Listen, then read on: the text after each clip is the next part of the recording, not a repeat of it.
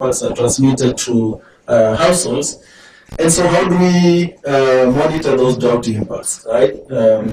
And so what then, or rather, why that becomes important is because by us being able to track those mechanisms, being able to detect early when these droughts are happening, we can be able to provide information that can be important for early warning and anticipatory action.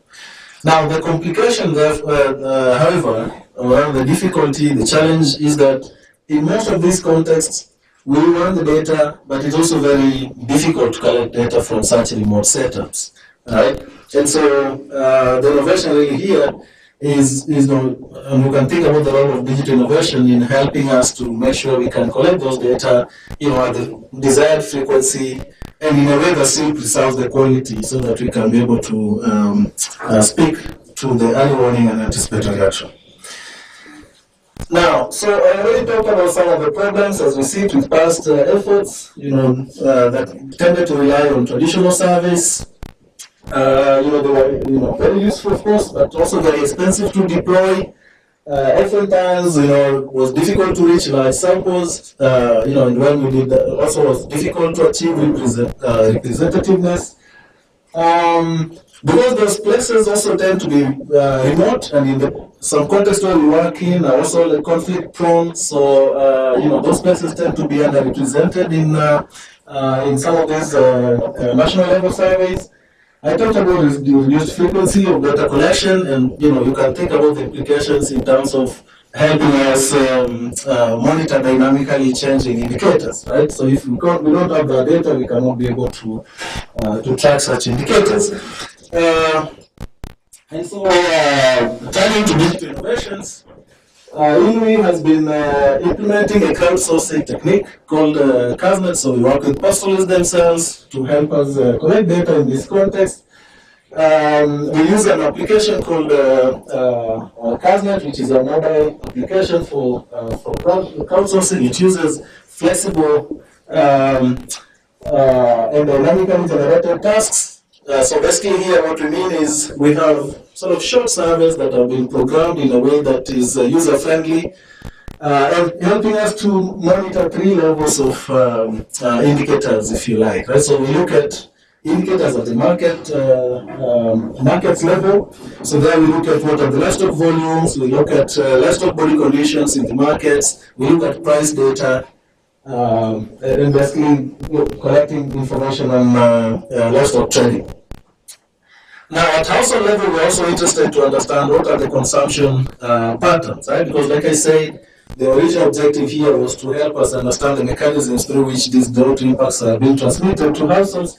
And so we, through CASNET, we're able to move beyond, markets and regions to also look at really what's happening at household level. And there we collect information on household welfare, focusing specifically on food consumption.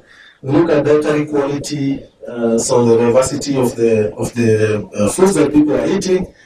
And also we measure, in an objective way, using the mid-upper arm circumference, to have an understanding of nutrition status of both the primary caregivers as well as infant children in these households. And then the last level of indicators are monitored at rangeland level. There we collect data, on forage availability as well as forage suitability for consumption by different livestock species. And we have something we call a transect site, so specifically for the last set of indicators, which is basically a 100-meter long distance in the rangeland, where we have our contributors taking pictures every 10 meters along the transect. And so we analyze those pictures, to tell us how forage conditions are changing. In addition, also people give us their subjective evaluation of how the rangeland conditions are changing. And so we have a combination of different variables that are coming from that work. But in a nutshell, is that we track indicators at markets level, at household level, and also at the rangeland level. So how are we implementing this? We have sentinel zones, 2 sentinel zones, one in Kenya, one in Ethiopia, Within a Sentinel zone, we create clusters, we are calling Sentinel clusters, and we have a protocol for setting that up. And so within the Sentinel cluster, we would typically have markets, we would have the households that we are monitoring, and we'll also have transit. At the moment, within each Sentinel cluster, we have we have two transits from which we collect information on baseline conditions. And then we have the condition for the households that they have to be livestock producing households, because we want to monitor impacts on pastoralist households. And then, as I said, because we measure nutrition status of children, we then also require that the household must have at least one child below the age of 5. Like I said, there has to be markets, because we want to be able to monitor markets, and then also must be suitable for us to construct the transect. We collect this data at weekly frequency. So when we talk about high frequency here is weekly, we follow exactly the same households. We also go to exactly the same markets, so on the days when these markets open, and also the same for the transect is that every week that contributor will go there to see how conditions are changing, if at all there have been any changes. So we construct a weekly panel survey data. So just to give you a little bit of an idea of the trends that we've been able to observe, or some of the analysis that we're doing. So here you can see that we can be able to look at trends in terms of forage suitability, as well as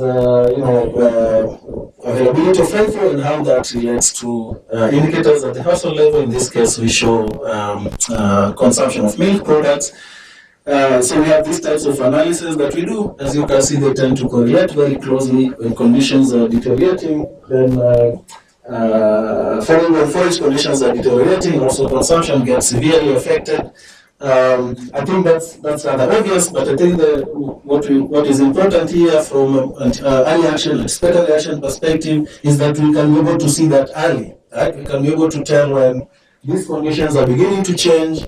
Right, and you can see there comes to a time when now there's really like a steep decline in some of this household welfare. So we don't want to wait until we get to that point when things are really bad. Is that we can be able to intervene earlier on. We also monitor trends in milk production, as mentioned, and also, like I said, trends in nutrition status. So here is a typical picture of one of the mamas we're working with. Using the tape to measure nutrition status. And that's what we mean by the mid-upper circumference. Now we are at a stage now where we are expanding following successful pilots in Marsabit County in Kenya, and in southern Ethiopia.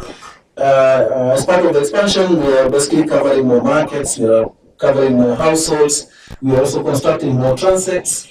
One other important aspect is that we also want to link this to our risk financing agenda. So some of you may have already heard about the index-based livestock insurance.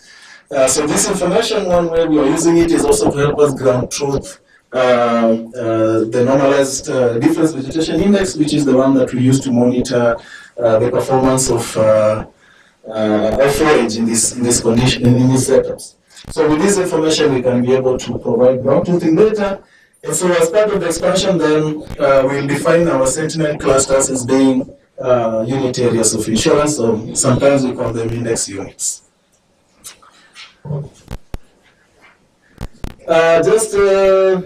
Just to also say that the data are accessible. We've so far also produced a dashboard, so on the right here you can see some of the information that you can get from there. This shows prices and also some indicators of battery quality, but there are other, there's the trends in other variables that you can get when you visit that website over there. Not sure I can point, but that's, yeah. So if you visit this website, you'll be able to access all the dashboard and the trends that we've been able to produce so far. We've also then been able to produce some briefs. So here is an example of that. So if you want to learn more about it, of course we can interact, we can discuss further. But I also invite you to visit our website so that you can see some of the materials that describe this approach in greater detail. Just some concluding remarks here is that we see that high frequency data provides timely information, about periods of forage deficit, and also performance of markets, as well as indicators at household level and in fragile contexts. So in places where we would otherwise have struggled to do that. This information so far has been important to help us identify the mechanisms through which drought is being transmitted to households, and also helping us to ground truth the normalized difference vegetation index that I talked about, and so contributing towards improvement of the livestock insurance product. And then what we also see from early evidence that we have generated so far is that if we intervene early through linking people better to livestock feed markets, that helps to address drought risk, but also goes a step further to help improve nutrition at household level. So with that, I want to thank you all and invite questions.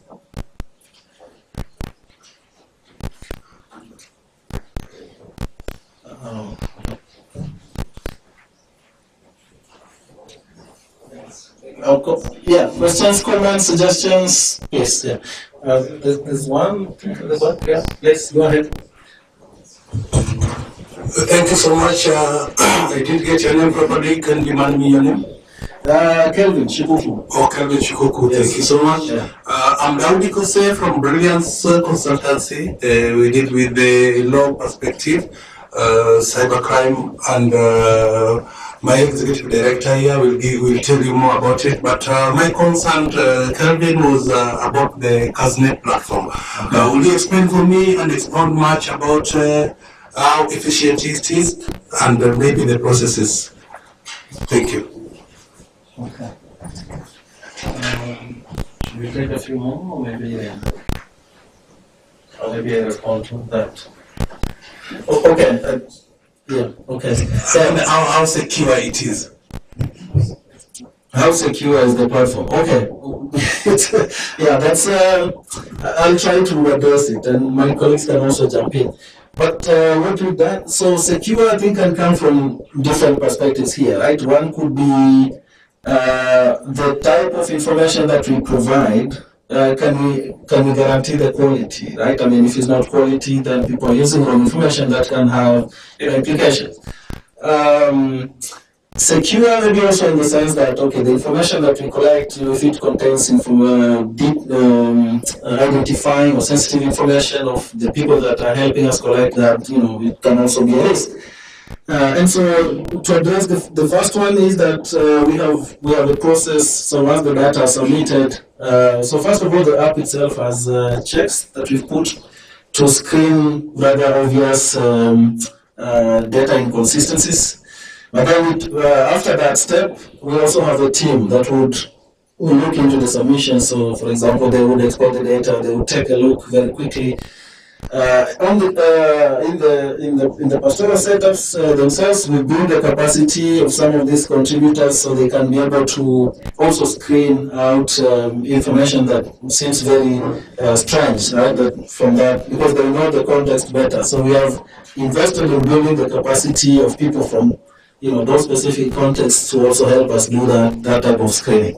So it's several levels of checking, both inside the app, working or rather building capacity of some contributors, we call them super contributors in those places because they have enhanced capacity that others don't have. And also at our level now, once the data reaches us, we have a way to also check that before it goes into the analysis. In terms of the information, so the app itself is protected in the sense that different permissions are provided to different users, so depending on the type of user, right? So if you are, for example, a contributor tasked to just collect data, you will only see the tasks that are relevant for you, and you will not see any other information that is outside. So these tasks are assigned to specific individuals based on geography. Those places are also geofenced, so you cannot be able to see a task that is not within your area of assignment. And then we don't publish any identifying information, so you will not see any information about people's names. We collect at the very beginning a profile of all the households we are monitoring. That stays with us because we also want to know some basic characteristics of those people, but that information is not publicly available to the extent that it would put those participants at risk.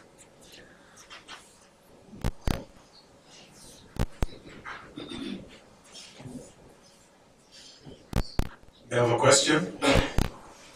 Yeah, please. Yeah. Yeah, so my name is Maki Gada. I'm at the DigiLab Limited. I'm just curious, how do you ensure data quality?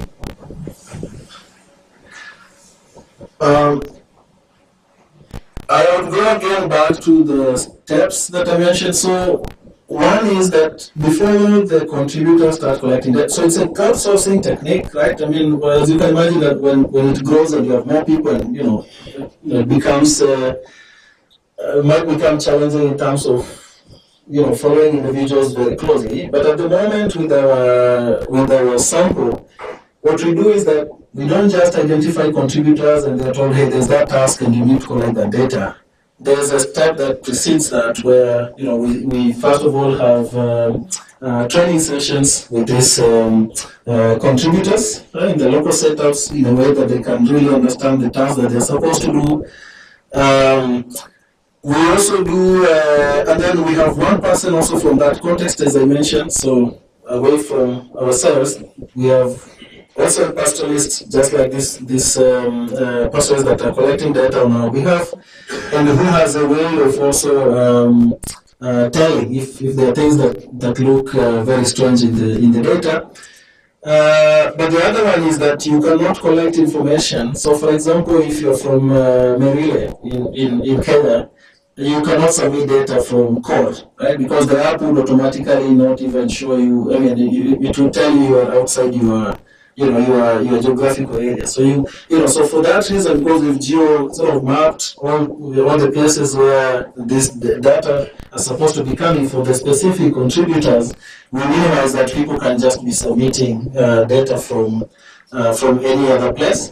For most of data, we also take pictures. So when they, for example, tell us that the body condition was thin or was depending on what they observe, they also take the picture of the animals. So we have a way of also looking at what you've told us and what the pictures are showing. So a combination of using pictures, putting in place different screening procedures, building the capacity so people have a good understanding of the tasks that they have been assigned, but also we make these surveys very short, so it's to avoid that people get fatigued and then they lose concentration or assigning information that is not accurate. So it's our tasks take about 10 minutes maximum to complete, and that helps to make sure that the concentration span of both the person asking the question and the person that is responding is good. Yes. Thank you. I'm Angela Ndabo from the University of Nairobi, Department of Food Science. I just wanted to know what happens to your food consumption and what data will you do with it to share it? Okay. So two things that we do, and we started fairly recently, is that in the CASNet app itself, we have developed ways to summarize that information and relay directly back to through a feedback mechanism, also relay directly to the pastoralists. The information at the moment we are working with. RAM has worked with us to also make sure that CASNet links with other platforms, including the Ad Data Hub and other platforms, so that the information is widely accessible. But we've also been able to summarize the information, and so far we've been able to, for example, present to the Agriculture, Nutrition and Health Academy and a few other platforms. But so the data, I think the first phase was rather a pilot phase to make sure we address issues around quality, etc., and make sure that this really generates clear value. Now we are at a phase where we are doing dissemination efforts and working closely with RAND to make sure that the data are widely accessible to others. So it's still work in progress. Also trying to identify who else would be interested in this. But it's both like direct feedback to the people that are helping us collect the information through feedback mechanisms, as well as linking the CASNet website with other data sources, including the ARC data. Yeah. Okay. Yeah. Thanks.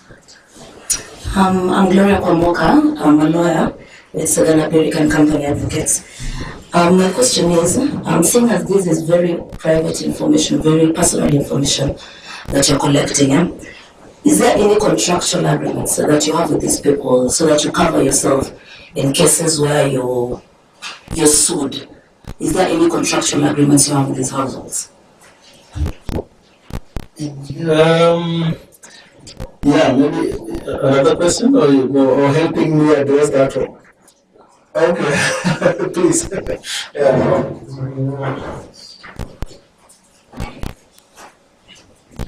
Yes, we come here from the platform of open data, and the idea behind open data is you make sure that the data is anonymized thoroughly before you actually make it public.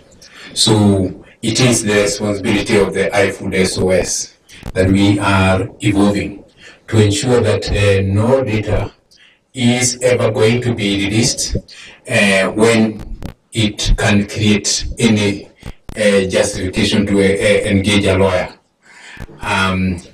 The other one is we are not just doing that, we have created a platform courtesy of Digital Green that has been tested globally, that has the responsibility of ensuring that that full stack that they will actually be giving to every institution that is working within this initiative, make sure that that question is always answered even before it is asked.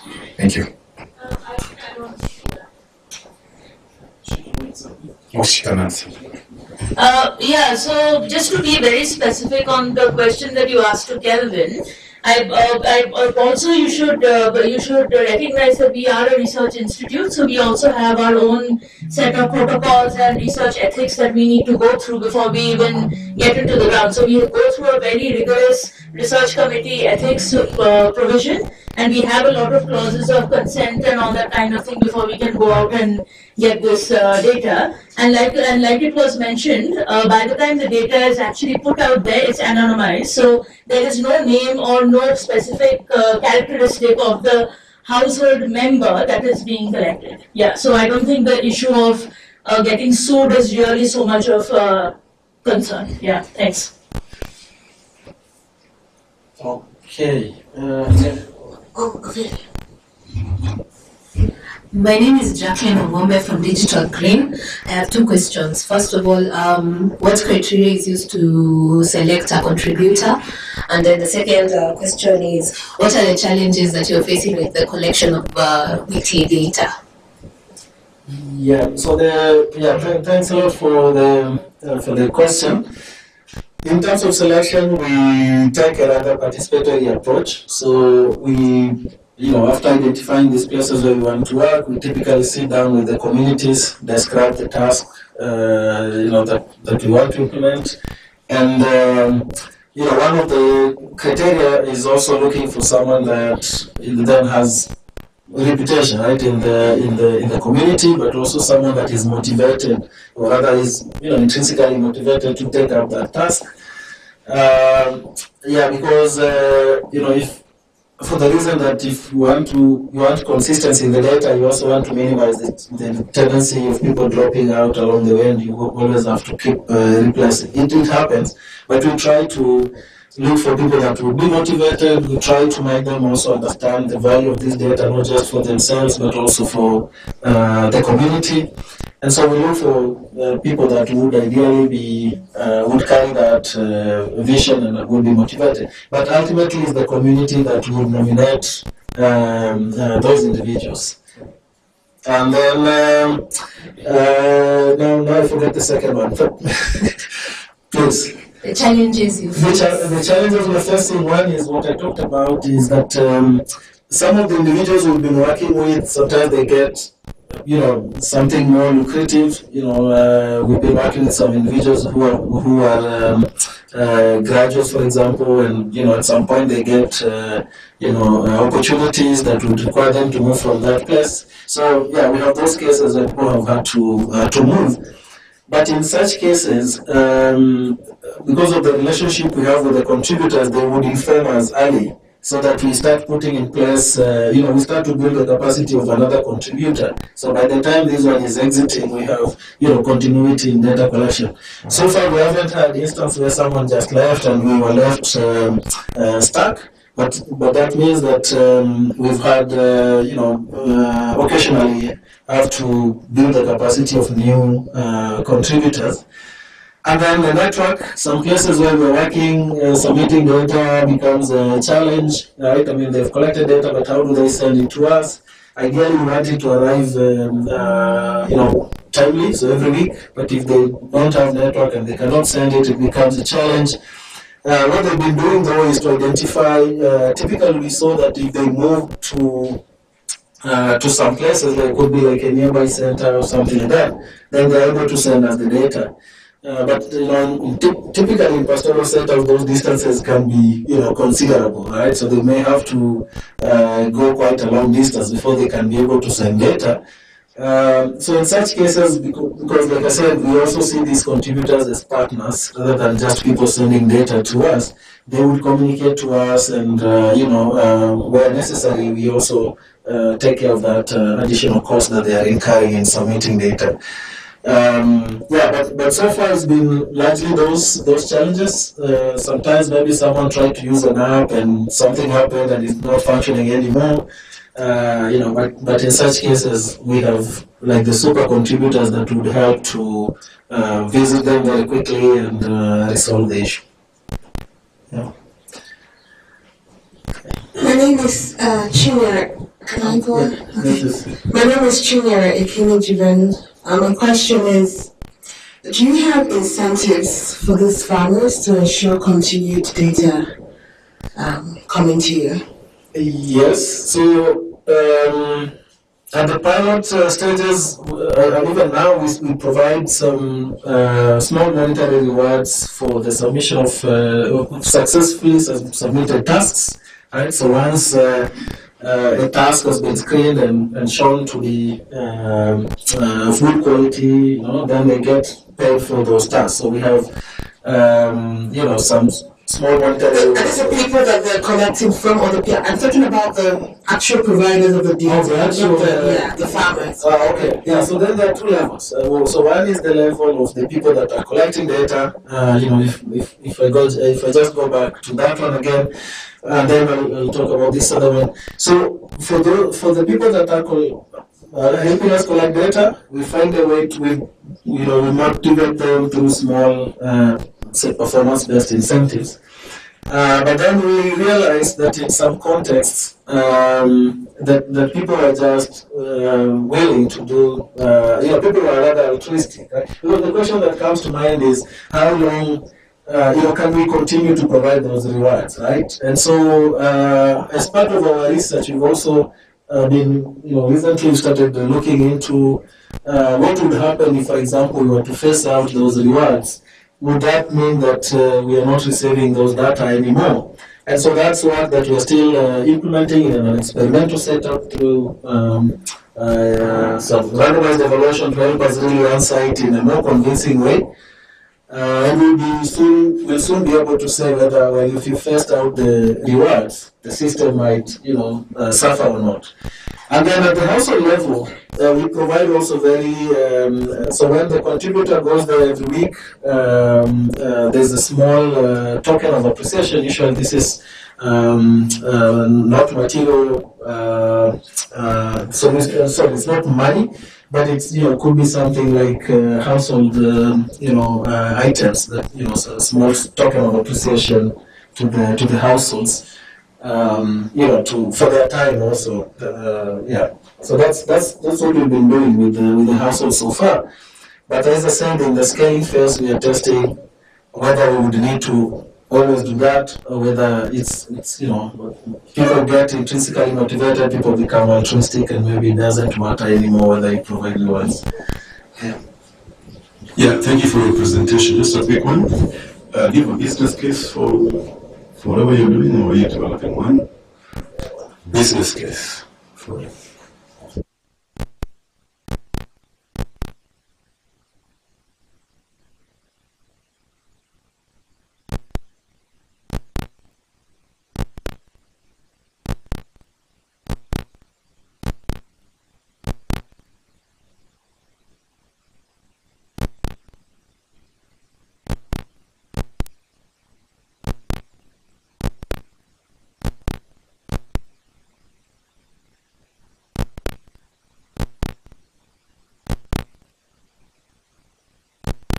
Increase resilience of these communities.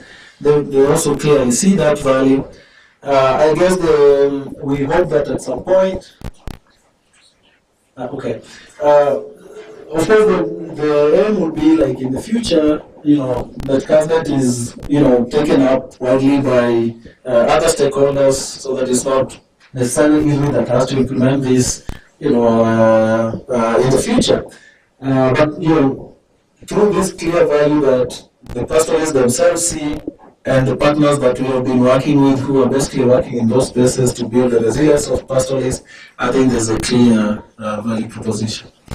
I've been told that we need to move to the next one, but I'm happy to continue the discussion, or you can also reach me on email and we can discuss further. Thank you very much.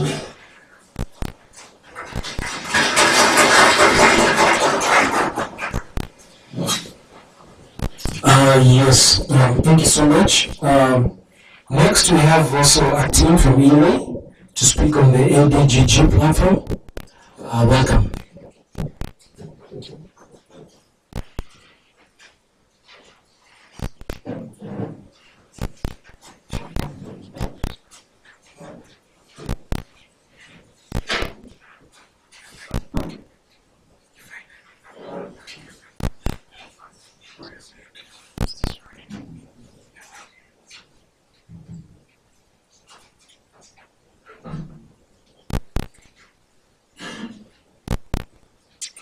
Okay, good afternoon everybody. My name is Okeyo. I'm going to present on behalf of a long list of colleagues, most of whom are here. And I'm going to share with you a platform called African Asian Daily Genetic Gain Platform. For a long time it was African, but recently we have moved to Asia. So we just added one A. For many years, in Africa especially, genetic improvement of livestock, leave alone cattle, has been elusive. But we have changed that scenario. And the reason why it's been elusive is that you need to have adequate measurements of performance and the environment in which an animal is being raised to begin to analyze that data and begin to compare an animal to an animal from herd to herd, and therefore make a decision as to which one is superior and which one is inferior. So as the saying goes, if you can't measure it, you can't improve it. So because there was no good way of measuring, it was difficult to improve livestock in Africa. So African farmers, particularly smallholder farmers, which are very fragmented, have lots of problems. The challenges include the fact that they don't have access to the animals, the appropriate animals that need. Those are productive and also adapted to the environment at seed top. They also have no access or inadequate access to services and inputs, but in a timely way. Farmers also have very limited access to relevant information that they need to make their work or their farm activities productive and competitive. And because of no information, you cannot systematically improve and select the animals that you need and promote them for wider use. But we have changed that, and the reason why we changed that is the digital space. While we realize that information can be obtained digitally through phones, tablets, and the genomic environment has also changed, and the genomic side here is basically the genotype of an animal, which is a digitized sequence of those elements that make the genetic makeup of an animal, and therefore differentiates one animal and relates one animal to the other. That space has been, that gap has been reduced. And if you combine that with the information around the management, then you can use the mathematics and rank animals appropriately. So what do we do? Our vision is to see that smallholder dairy farmers are continuously accessing the information they need and the genetics they need to really make their work productive and profitable. So what is the framework? The framework is simple. One, you need to identify the animal, because when you go to the animal today, tomorrow you need to get data on the same animal and relate that to the rest of the information. So the animals have to be tagged, and that comes the challenge. And that tagging needs to be harmonized.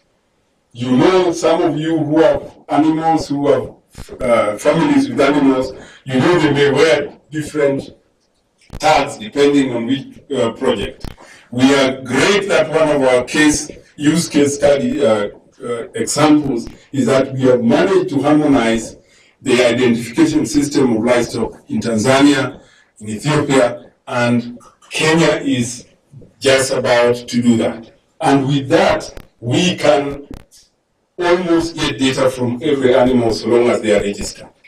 Once that animal is identified, the animal is registered on the platform, the farmer is registered through a consent kind of signed document, and the data comes in, and we record the farm, we record the activities, and that data is processed, and once it is processed, we have that information analyzed, and we then use that information to rank the animals, and then we certify the animals which are best and promote for wider use the bulls and the cows that can produce the seed stock that farmers can use much more widely.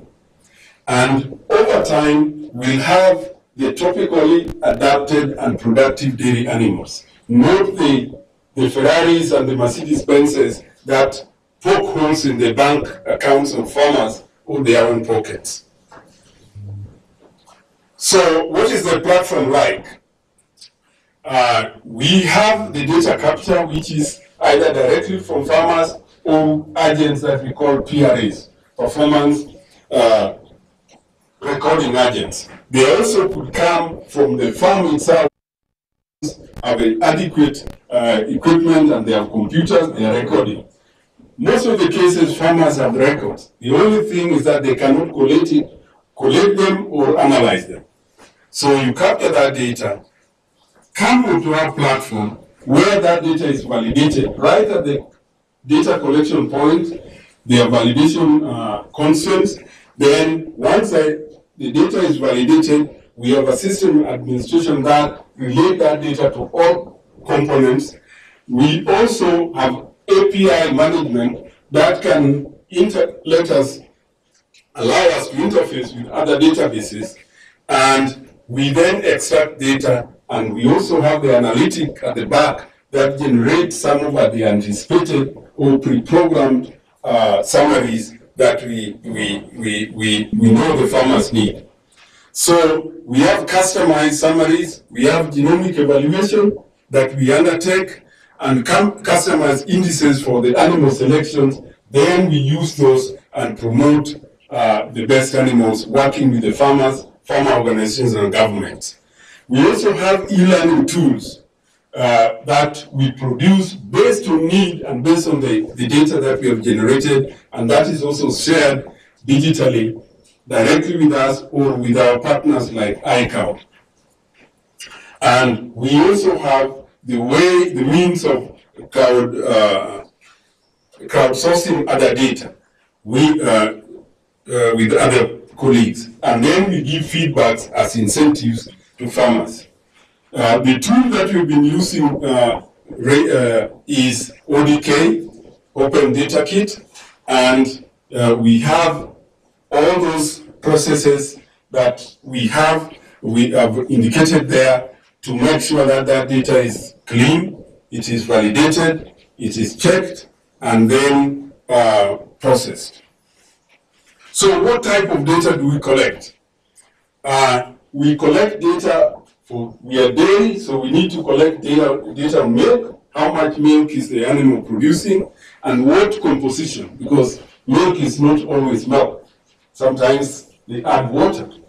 So the weight of the animals, we just use a simple weight band that we have developed, and through that we measure growth rates, reproduction events. When was the animal born? When did it calve down? When did it was it served?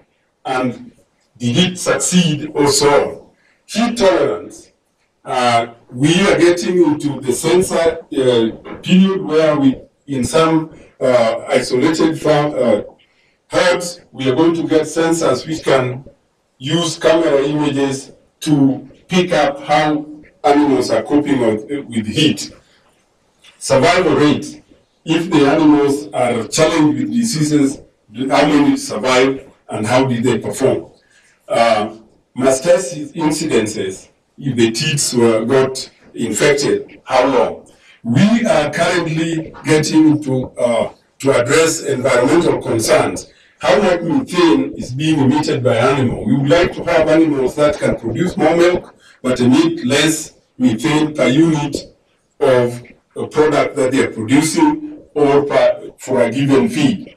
Adaptability indices. We can combine most of those data to come up with one index that we can use to rank the animals. Conformation. Is the teat right? Can it be easily milked? Is the udder? And so on and so forth. Body condition score. But on the other side, we also have household profiles that we keep and later analyze. Farming system characteristics, the GPS positions, this livestock species that are kept, because we are not only interested in cow, if they have a goat, a sheep, some chicken, we also have those. We link links to service providers. For example, we ask the farmer, who serves your cows, who is the animal health service provider, who is the animal breeding service provider, where do you buy your inputs, feeds, and so on. Whether do animals leave or enter your herd, so exits, and as you know, traceability starts from the farm. So that can lead us to some traceability. And why are the animals getting into your herd, and why are they leaving?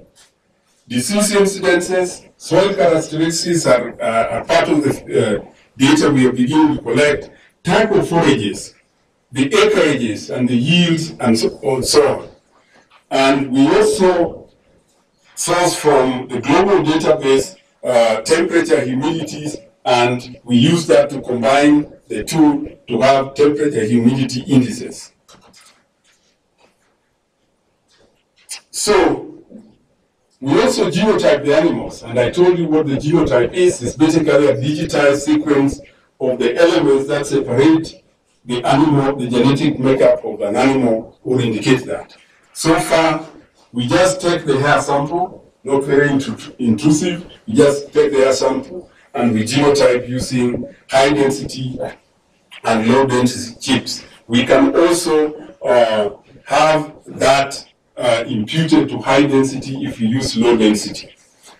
Then we use the data, the phenotypic data, the environmental data, and the genotypic data to produce genomic breeding value or the genetic merit of the animals, having taken accounted for all the environmental effects. And the map you see there shows that most of the animals, we can come up with the genetic makeup of an animal, what is the percentage of different breeds in an animal. And sometimes people declare animals of being pure, yet they are not pure. We can tell that through this.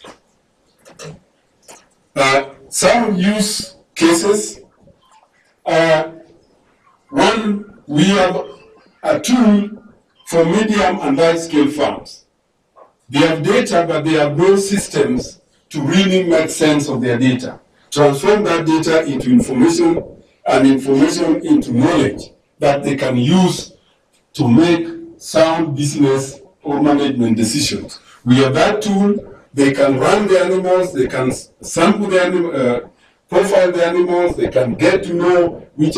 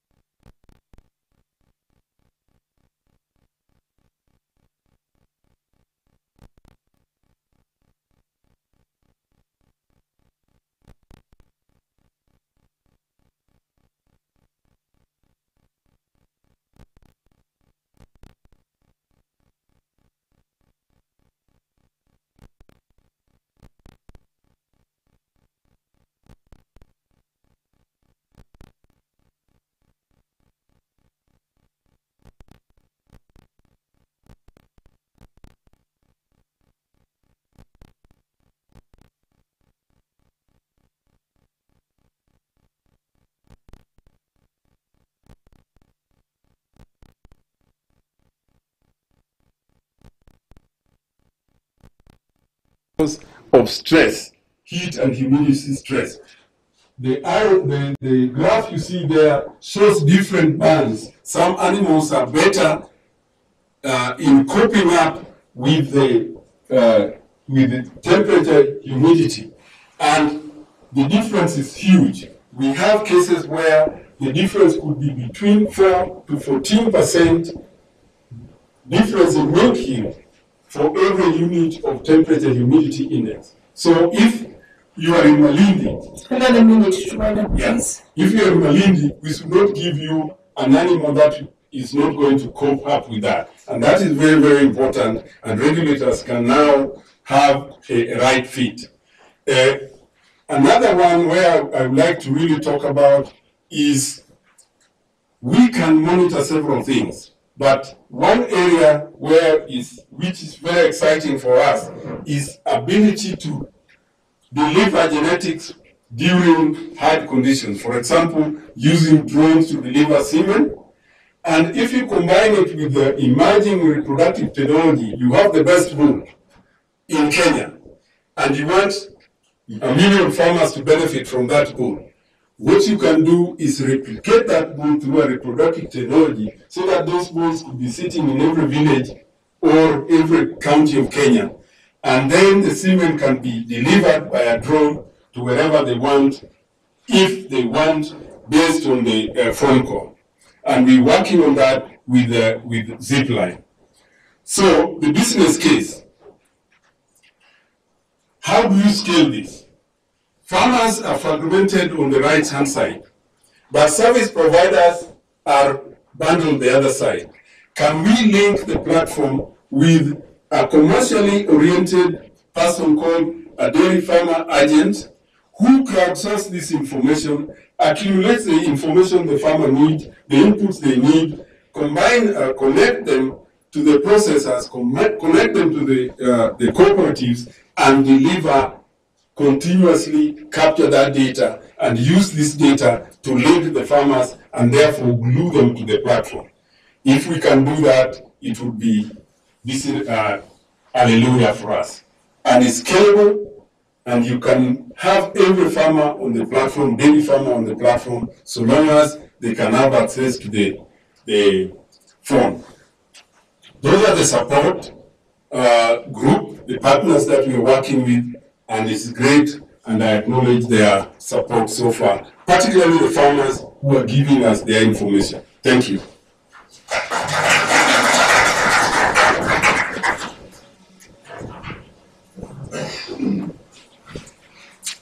Is anybody who has a question?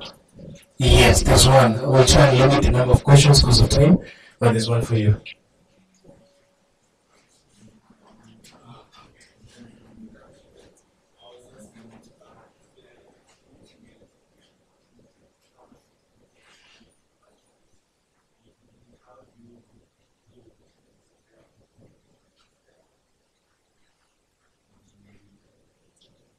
You talk about pastures moving from one place to the other. How do we deal with that? Unfortunately, most of the dairy production systems are not within the pastoral system, although they produce milk from the camels. So we have not included camels here. But because of the access to phones, we can still monitor them. It's only the frequency of monitoring that changes.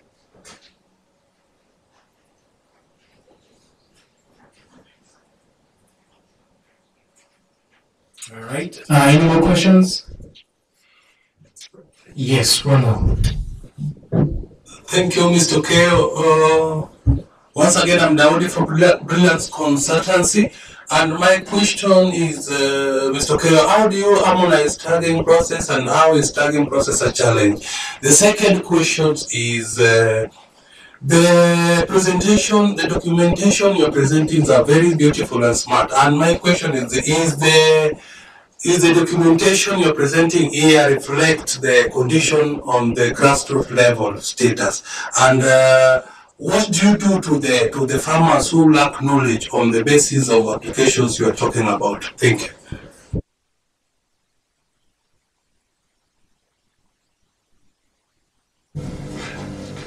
simple. We engage everybody from the sub-county governments.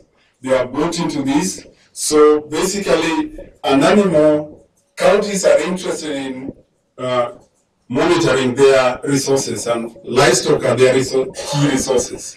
So, and veterinary services are also at national level. These two levels need to know what is happening. So we brought all these people together, and they came up with a harmonized system for tagging animals. The first one is KE, Kenya, 0254. The second one is the county. The second digit is the county, 047 for Nairobi.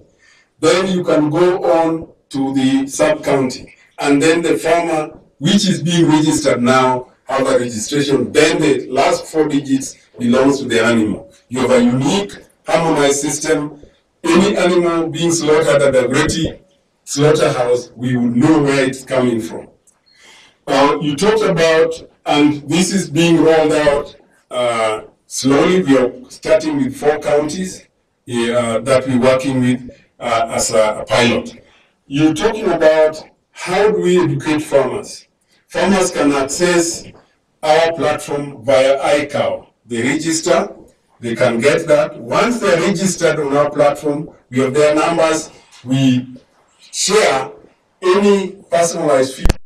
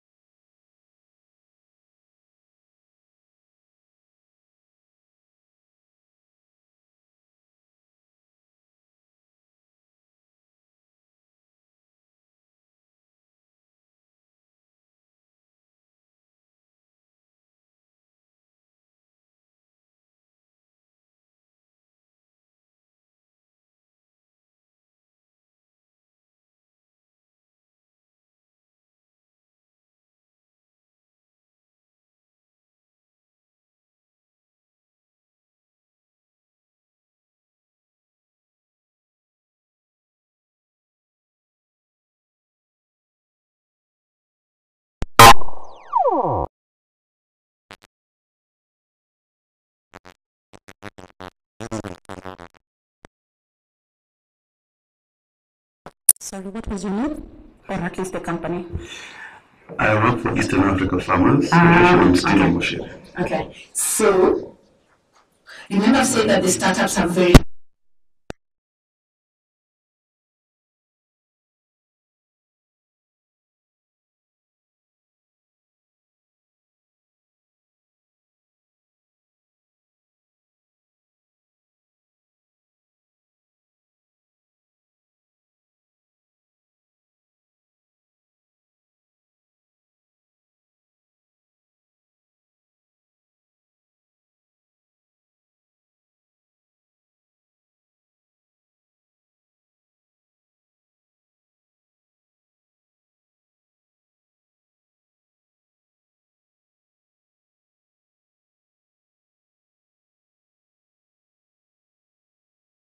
grow. Okay. Now to answer your question,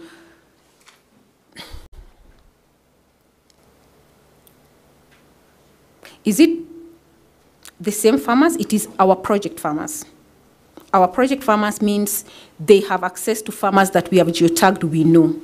But as a business, aren't we restricting them? So we stopped that. After year one, we said, you can work with our farmers. Fantastic, it's working. But please think about yourself as a business. And in that case, feel free to expand. But when it comes to reporting, we just want to know first what you did with our farmers and what else you have done. So you'll find somebody like Digical, when we started, she was working in 6 counties. Now she's in 16. Kuza started with us with 5 counties. Kuza is a perfect good example of somebody who has grown and grown. Kuza is now working with WFP, he's working with a lot of other people, but he's moved from when he started with us, again, 5 counties. Now he's naturally 19 counties. So we are allowing the startups to go beyond as a business because we don't want you to fail. Find other farmers as long as work with other people. If they tell you change your business model, it's fine. For us, you have to keep with the model that we signed an MOU with. I hope that answers you. You'll see me later, I know. If I say more questions, yes. I'll tell you if he has a question. Can I unplug? Yeah. You just unplug. Should be fine. Yeah. Yes. My question is one. Must you absolutely work with people who've been in the market for, you mentioned 3 years? And don't you think that would be shortchanging yourselves, or at least shortchanging the stakeholders within? Okay. Because there's a reason we all go for bachelors before we go for masters. There are things you must learn. So as a business, you'll realize, I think this is a fantastic idea, but when you hit the ground, things are different. Then now you start struggling, and then we come in. You will fail. You'll fail because I want you to work in this format. You get to the ground, things are like this. Your idea was like that. In that confusion, you will struggle and fail. So we just say, not early stage. Be somewhere where you're now confident with your business. You figured out your staffing, you figured out how you will make money, and then we plug in. Then you're good to go. What if I already know all that at the very onset? I'll not answer that. And I have to go. Yes, my question is anybody dealing with, well, what I'm getting here is that we are all in the high producing areas telling farmers to produce, but what happens when there's so much milk somewhere and then somebody has to pour the milk, and then we have those figures from Northeastern, those embarrassing photos we see, Northeastern, and then the stunting rates in Kwale, and there's so much food in the country. How do these apps help us, level the field for everybody? He's a CEC. Let him answer that question. I am the only person she acknowledges she actually keeps away from. That's why I came close to her, so that you can see it is not true. We actually interact very much. But the question is actually apt. And one of the things that is at the county level is how do we now complement programs so that we are having a coordination engagement across the board. So we will most likely be also persuading our partners so that they can have a model that is a bit more accessible across the board so that his interests are addressed, and much more so, how can adoption be done from within organizations that have direct support also from the extension system that the government is putting in place, so that you don't only deal with the KUSA agripreneurs, you're also having others who actually want to grow and become, they are AAD, DG entrepreneurs, and we create a platform where everyone can actually be accessible. So in due course, one of the things that will be happening, and this is, I want to say this, bottom-up dimension. Can we create investments on the ground so that people can actually have food stored, and we'll be accessing food from stores rather than people keeping in their own houses and get spoiled? Thank you, Dtti.